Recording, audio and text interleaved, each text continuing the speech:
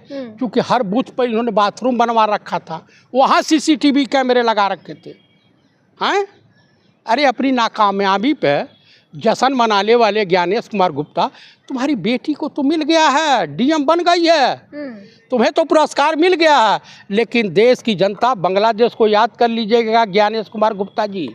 यहाँ तो लोग कहते हैं कि हाई मशीनियाँ हैंग होगा, यहाँ तो पूरे चुनाव आयोग को ही हैंग कर दिया है मोदी जी ने। और बिहार की जनता तम्बाकू के साथ, चूना के साथ तम्बाकू को रगड़ करके निगल जाती है। तो चुनाव आयोग ये अपना टेलर भूल जाए। नमस्कार, मैं प्रियंका इस वक्त दिल्ली में हूं और आप देख रहे हैं द बहुजन खबर। मेरे साथ जयप्रकाश चतुर्वेदी जी हैं, इनसे बातचीत करेंगे। आपने देखा होगा कि बिहार में वोटर अधिकार यात्रा चल रही है, वहीं दूसरी तरफ आप देखेंगे कि ज्ञानेश कुमार इलेक्शन कमीशन के जो चीफ हैं, उन्होंने प्रेस कॉन्फ्रेंस करके कहा कि माफ़ी मांगी। राहुल गांधी का नाम न लेके कटाक्ष कर दिया है। जनता समझ रही है और जनता जान भी रही है। मेरे साथ जयप्रकाश चतुर्वेदी जी, इनसे जानेंगे कि क्या कुछ कहेंगे। जिस तरह से ज्ञानेश कुमार की प्रेस कॉन्फ्रेंस हुई है और फिर विपक्ष हमलावर है, ये क्या चल रहा है? दरअसल जो इन्होंने कुकर्म किया है बिहार में, और बिहार की जनता तम्बाकू के साथ, चूना के साथ तम्बाकू को रगड़ करके निगल जाती है। तो चुनाव आयोग ये अपना टेलर भूल जाए। और कल देखिए कि मरी हुई शक्ल वाला बेशर्मी से भरा बयान, एकदम काबिले तारीफ तो नहीं कहा जाएगा। 3 पत्रकारों के प्रश्नों का उत्तर न देने पाने वाला चुनाव आयोग बेचारा इधर उधर की बातें करता रहा। जिस तरह से लाल किला के प्राचीर से राजा बाबू वो जो है आरएसएस को एनजीओ बताने में तल्लीन रहे।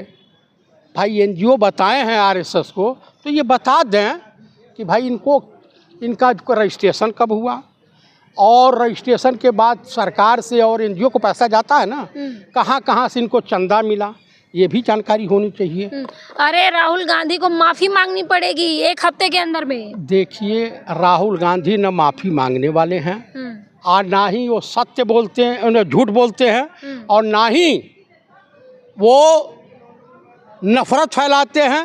वो नफ़रत की बाज़ार में मोहब्बत की दुकान खोल रहे हैं। जो अपार जनसैलाब उमड़ रहा है, उनकी यात्रा में जो अपार जन समर्थन मिल रहा है, आज देश के हर गांव में हर व्यक्ति को ये पता चल गया है कि चुनाव आयोग और बीजेपी वोट चोरी करती है। वोट चोरी करके, धांधली करके, यहाँ तो लोग कहते हैं कि हाई मशीनियाँ हैंग होगा, यहाँ तो पूरे चुनाव आयोग को ही हैंग कर दिया है मोदी जी ने। भाई किसको जस्टिस लोया बनने का शौक़ है?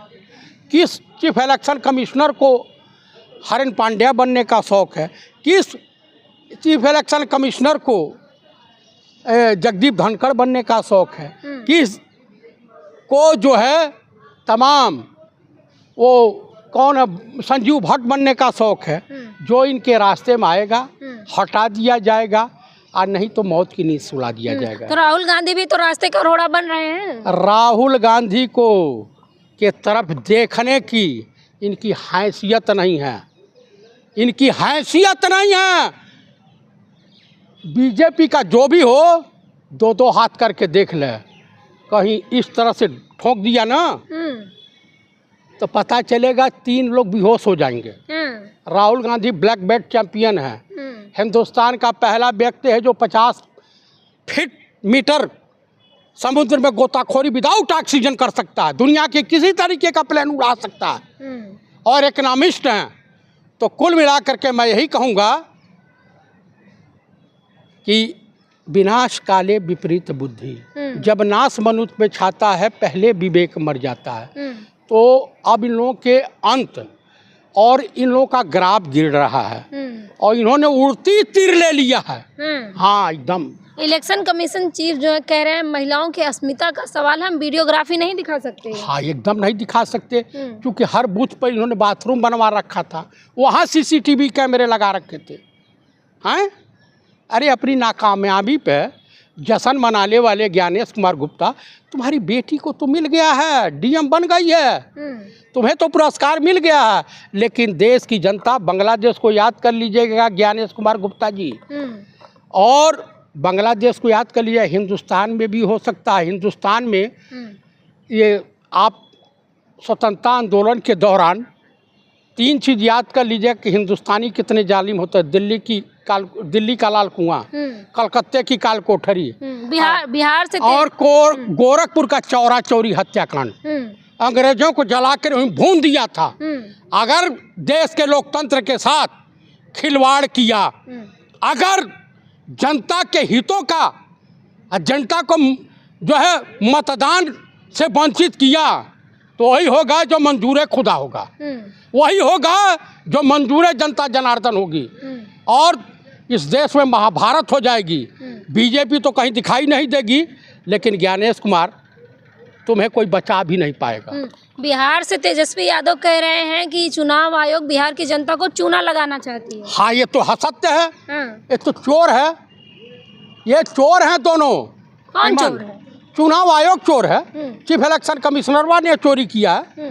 तो कुल मिला करके मैं यही कहूँगा कि बिहार की जनता वहाँ चूना लगाओ तो खैनी की तरह से मसल करके और निगल जाएगी बिहार की जनता।